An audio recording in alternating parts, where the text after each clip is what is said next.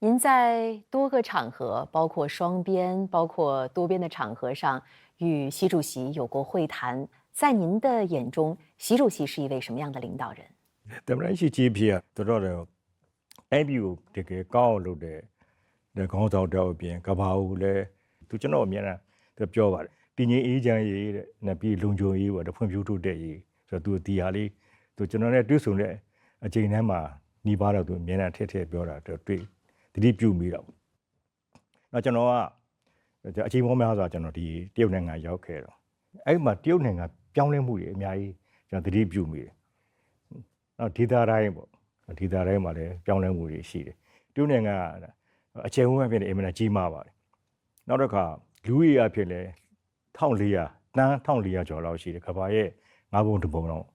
ရှိတယ်လို့နော်ကြည့်တော့ဒီဟာကြီးကိုဒီအားလုံးတာတူကြီးမြအလုံးတိုးတက်အောင်ဆောင်ရနေတယ်ဆိုတော့ဒါတုံတောင်ခေါင်းဆောင်မှုနဲ့တော့မရနိုင်ဘူးဒါတော့တော်တော်ခက်ပါတယ်ဒါတရုတ်နိုင်ငံခေါင်းဆောင်ရဲ့ထက်မြက်မှုလည်းကျွန်တော်တွေ့ပါတယ်ဒီအတွက်လည်းကျွန်တော်အမှန်တော်လည်းသဘောကျပါတယ်သူ